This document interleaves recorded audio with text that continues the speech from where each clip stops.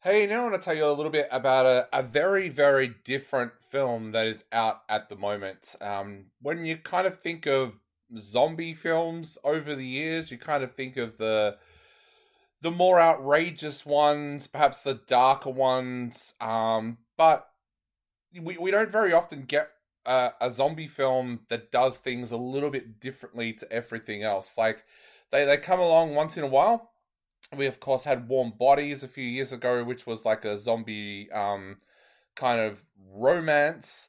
But for the most part, we get the these days in particular, we get the Walking Dead style zombie films, like the TV series. People try to emulate that in movies, so kind of zombies walking around and people going after them and stuff like that. But you don't very often get something that you would describe as beautiful. But that is exactly how I am describing this brand new film called Handling the Undead. Now, this is a very, very unusual film in the sense that it's got some horror elements in it, but in a way, I would probably call this film more of a zombie drama. It is from Norwegian director Thea Heistendal, and what makes this so different is that it's so natural, I guess is probably the best way to put it. These zombies suddenly come to life, but in unusual kinds of ways. So, you've got a character called Marla, played by Bjorn Sundquist, who suddenly hears his dead grandson banging on the lid of his coffin. So he goes and gets a shovel and digs him up. Then there's Elizabeth, played by Olga Domini, who just gets out of her casket and wanders around the home of her partner Tora, played by Benta Bursum.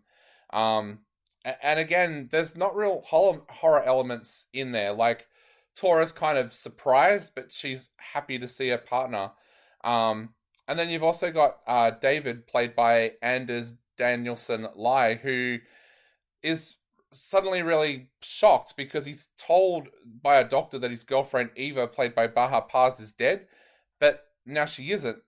So there's all moments in there where you kind of ask yourself, well, I found myself asking this question while I was watching it. What would I do if suddenly my loved ones that have died over the years were suddenly there?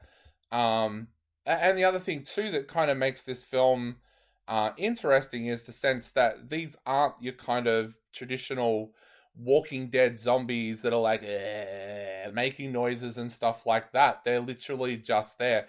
They're non-verbal, kind of, and it feels like they're learning things again. So there's like a really big question over what's happening there. But I think what I like about this film is the way that it's shot. Like I said, this could have gone into the horror kind of element of things, and like I guess there's one scene involving a rabbit that kind of does, but for the most part, this is more a film that is a reflection. And if you love Scandinavian movies, then you will know that there's a trend at the moment, especially with Scandinavian films, where it feels like directors want to make everything dark and grey. That is very much the case here.